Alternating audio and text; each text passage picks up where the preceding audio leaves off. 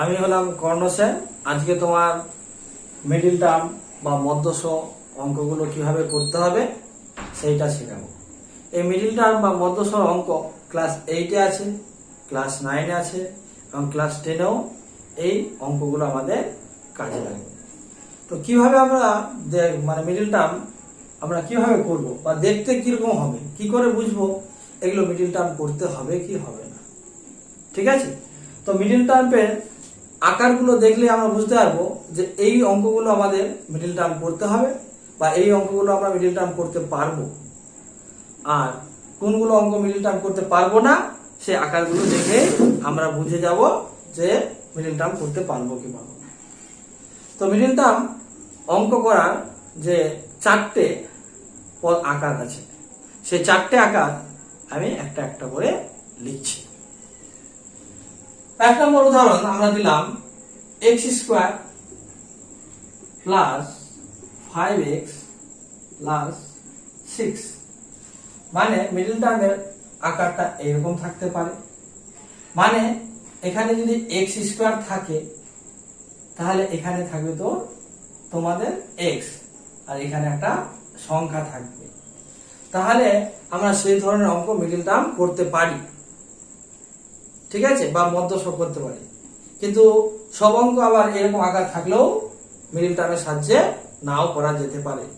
তখন ক্লাস 10-এ শ্রীধর আচার্যের সূত্রের সাহায্যে আমাদের করতে হয়। তো যাই হোক, তাহলে মিডল টার্ম অঙ্কে দেখতে হবে প্রথমত 3টে টোটাল টার্ম থাকবে, 1 2 3। প্রথম পদ, দ্বিতীয় পদ, তৃতীয় পদ, মানে 3টে পদ থাকবে, অর্থাৎ 3টে টার্ম থাকবে। সেকেন্ড দেখতে হবে এখানে স্কোয়ার x স্কোয়ার আছে, স্কোয়ারটার ভিতরে কি আছে x, তাহলে মাঝখানে x থাকতে হবে এবং বাইরে সংখ্যা থাকতে হবে।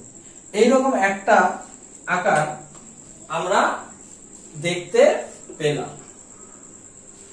এবার 2 নম্বর আকার এইভাবেও থাকতে পারে যে x² মাইনাস 5x প্লাস 6। তাহলে দেখো এখানে x² আছে, এখানে x আছে, এদিকে সংখ্যা আছে। 3 নম্বর x² 5x মাইনাস 6, এটা একটা আকার। 4 নম্বর x² প্লাস 5x মাইনাস 6।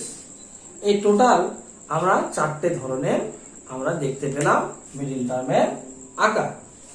তাহলে এই যে টোটালে দেখো প্রত্যেকটাতে 3টে করে পদ সংখ্যা আছে, 1 2 3, 1 2 3, 1 2 3।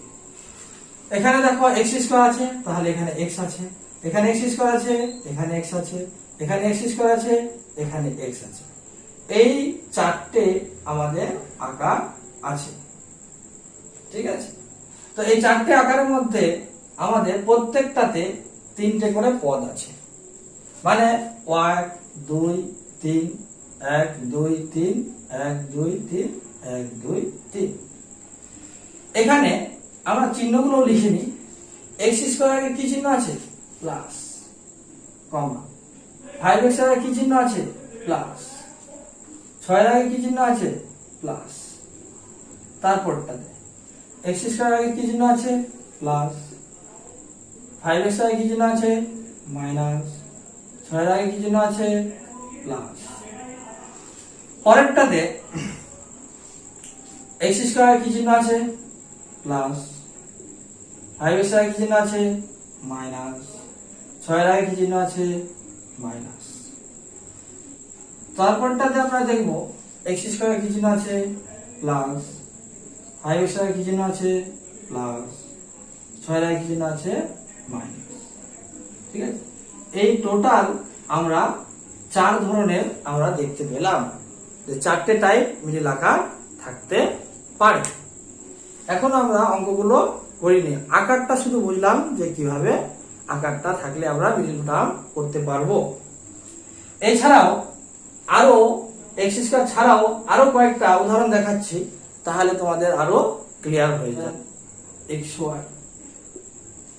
আর 5y²,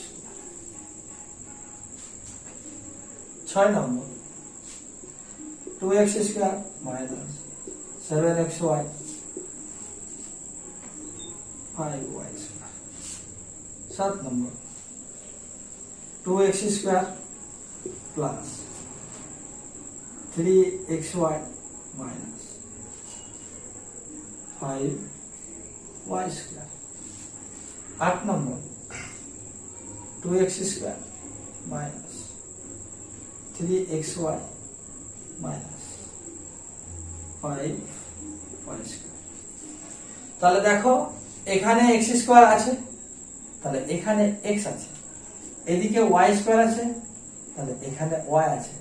তাহলে এটাও আমরা মিডল টার্ম বা মধ্যশ্রেণীর সাহায্যে আমরা সেটাকে সলভ করব। তাহলে এখানেও চিহ্নগুলো দেখো, প্লাস প্লাস 2x স্কয়ার আগে আছে প্লাস প্লাস 7xy আগে আছে প্লাস প্লাস 5y স্কয়ার আগে আছে প্লাস, তাহলে প্লাস। এখানে আমরা সিমিলারলি কি পাবো, এটার আগে কি চিহ্ন আছে, কিছু নেই মানে প্লাস, 7xy আগে কি আছে মাইনাস, 5y স্কয়ার আগে কি আছে প্লাস। পরেরটাতে 2x স্কয়ার আগে কি আছে প্লাস, 3xy আগে কি আছে প্লাস, 5y স্কয়ার আগে কি আছে মাইনাস। পরেরটাতে 2x স্কয়ার আগে কি আছে প্লাস, 3xy আগে কি আছে মাইনাস, 5y স্কয়ার আগে কি আছে মাইনাস। মানে টোটাল আমরা 4টি টাইপের অঙ্ক দেখতে পাচ্ছি।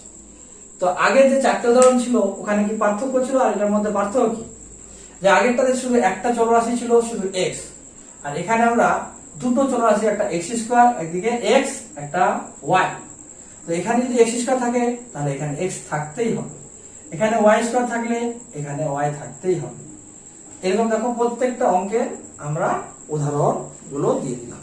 তো এর থেকে আরো জটিল জটিল তোমাদের উদাহরণ আসবে, মানে এখানে স্কয়ার থাকলে তাহলে এখানে শুধু সেই সংখ্যাটা থাকবে, এখানে স্কয়ার থাকলে এখানে শুধু সেই একটাই জিনিস থাকবে, যে স্কয়ার থাকলে এখানে y স্কয়ার থাকলে এখানে y আছে, এখানে x স্কয়ার থাকলে এখানে x থাকতে হবে।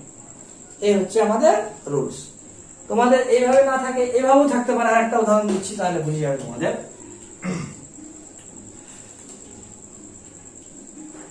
ধরো সাপোজ আরেকটা উদাহরণ দিচ্ছি 9 নম্বর, কি হবে যে a প্লাস b তার স্কয়ার 5a প্লাস b আর a minus b plus 6a minus b তার স্কয়ার। এরকমও থাকতে পারে।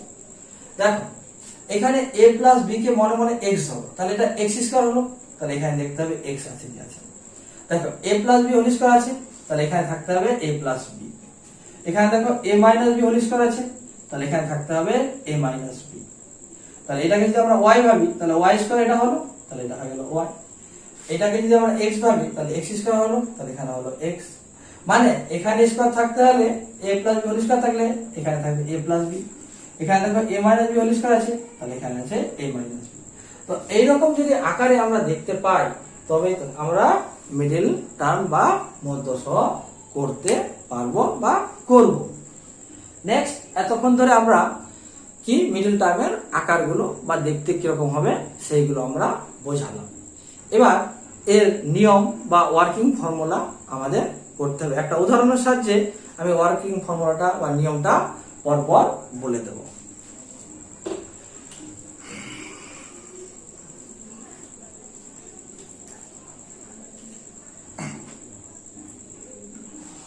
এক নম্বর উদাহরণ যেটা আমি প্রথমে লিখেছিলাম যে x square plus 5x plus 6। তো এই অঙ্কটার আমরা মিডল টার্ম বা মধ্যসহ করব। তাহলে ফার্স্ট আমাদের দেখতে হবে যে মিডল টার্ম দ্বিঘাত মানে স্কয়ার টার্ম থাকতে হবে, স্কয়ারের বেশি গেলে হবে না। অর্থাৎ আমরা যদি x কিউব থাকতো তাহলে মিডল টার্ম করতে পারতাম না, x এর পাওয়ার 4 থাকতো তাহলে আমরা হয়তো করতে পারতাম না। তাহলে আমাদের দেখতে হবে x স্কয়ার আছে কি আছে না, x স্কয়ার যেন উপরে না যায়। তাহলে এখানে আমাদের x স্কয়ার আছে, তাহলে এখানে x আছে কি আছে না, এক্স আছে, এখানে 6 আছে কি আছে না, 6 আছে। আর টোটাল আমাদের দেখতে হবে 3টে টার্ম আছে কিনা, তাহলে বা 3টে পদ, এই একটা পদ, এই একটা পদ, এই একটা পদ। তাহলে আমরা দেখতে পাচ্ছি যে স্কোয়ার আছে এখানে, এখানে এক্স আছে, এখানে 6 আছে, তাহলে কিউব নেই বা পাওয়ার 4 নেই বা পাওয়ার 5 নেই, ঠিক আছে। তাহলে আমরা এর মিডল টার্মটা আমরা করব। আর 3টে পদ সংখ্যা, এই একটা পদ, এই একটা পদ, এই একটা পদ। এবার প্রথমে আমাদের সাইডে রাফ করে নেব, এটা রাফটা বোঝানোর জন্য বলছি যে এখানে চিহ্ন কি আছে, এক্স স্কয়ার কি আছে প্লাস, সাইডে রাফ 5x কি আছে প্লাস, 6 কি আছে প্লাস, ঠিক আছে। তো যদি এরকম আকারে থাকে তো এই মাঝের সংখ্যা 5 কে আমাদের আনতে হবে, কি করে আনতে হবে, যোগ করে আনতে হবে। তাহলে প্লাস প্লাস প্লাস যদি থাকে তাহলে মাঝের সংখ্যা 5 কে আমাদের যোগ করে নিয়ে আসতে হবে। তাহলে আমরা এখন বোঝাচ্ছি তো 5 কে, তাহলে মাঝের সংখ্যা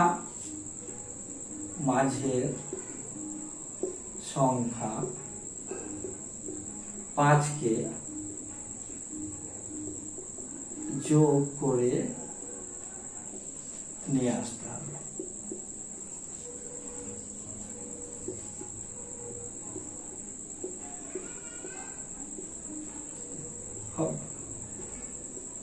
কাকে কাজে লাগিয়ে, তাহলে এখানে দেখতে হবে 6 আর এক্স স্কয়ার আগে কি আছে, কিছু নেই মানে 1 আছে, তাহলে 1 কে কাজে লাগিয়ে 6 এবং 1 কে কাজে লাগে। এটা গেল আমাদের ফার্স্ট প্রসেস, ঠিক আছে। তাহলে প্রথম যে প্রসেসটা গেল যে এরকম আকারে দেওয়া থাকলো, তাহলে আমরা প্রথমে চিহ্নটা লক্ষ্য করব। কি লক্ষ্য করব, চিহ্ন, কি চিহ্ন আছে, এই 3টে টার্মের কি কি চিহ্ন আছে। আমরা দেখে গেছি যে প্রথম টার্মের এক্স স্কয়ার কিছু নেই মানে প্লাস আছে, প্লাস লিখেছি। 5x এর কিছু নেই, 5x এর আগে প্লাস আছে তো প্লাস লিখেছি।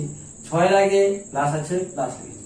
তাহলে এই মাঝের সংখ্যাটাকে মানে 5টাকে আমাদের কি করে নিয়ে আসতে হবে, যোগ করে নিয়ে আসতে হবে। কাকে কাজে লাগিয়ে, 6 কে এবং এক্স স্কয়ার আগে যা থাকবে তাই, এখানে 1 আছে, 1 কে কাজে লাগিয়ে। এবার আমরা কি করব, 2 নম্বর রুল হচ্ছে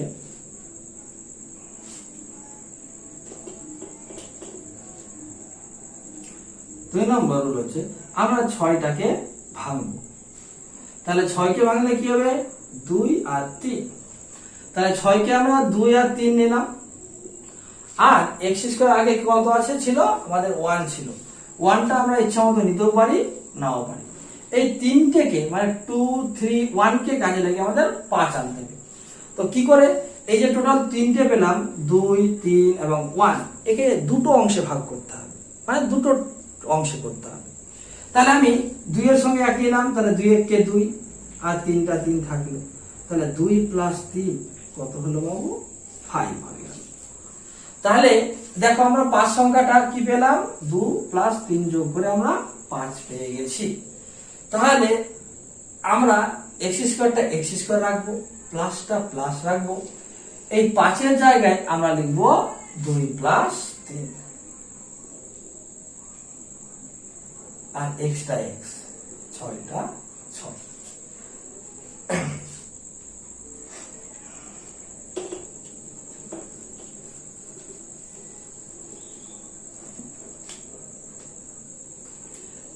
এবার 3 রুল 3, এখানে যা পেলাম মানে এখানে তারপর আমাদের গুণ করতে হবে, তারপর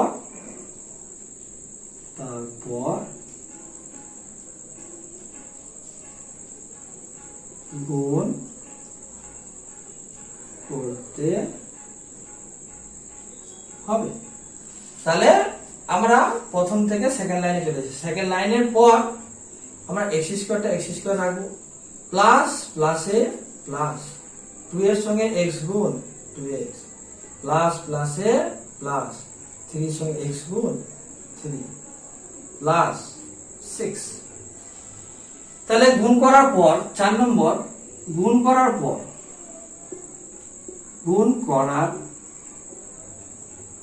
পর মোট 4টি পদ বা টার্ম পাবো। এবং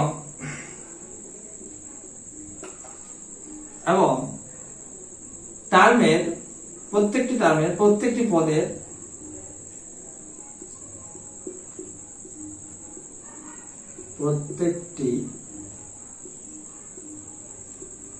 পদের চিহ্ন প্লাস হবে। অর্থাৎ প্রথমে আমরা দেখেছিলাম যে 3টে টার্ম ছিল, 3টে টার্মের সবগুলো চিহ্ন কি ছিল? প্লাস ছিল। তাহলে থার্ড লাইনে আমরা যে টোটাল 4টে টার্ম আছে, 4টে টার্মের চিহ্নগুলো আমাদের প্লাসই পাবো। যদি কোনো কারণে আমরা সবগুলো যদি 3টে টার্ম মানে প্লাস 5x আগে প্লাস 6 এর আগে প্লাস, এই 3টে টার্মের আমাদের চিহ্নগুলো কি ছিল? Plus plus plus. তাহলে 3 নম্বর লাইনে আমরা যে টোটাল 4টে টার্ম পাবো, সেই 4টে টার্মের চিহ্নগুলো আমাদের প্লাস প্লাস প্লাস প্লাস হবে। কোনো কারণে যদি মাইনাস হয়ে যায় যে 4টে টার্মের মধ্যে একটা টার্ম, তাহলে বুঝবে অঙ্কটা তুমি ভুল করেছো। এবার আমাদের এটা 4 নম্বর নিয়ম গেল। এবার 5 নম্বর।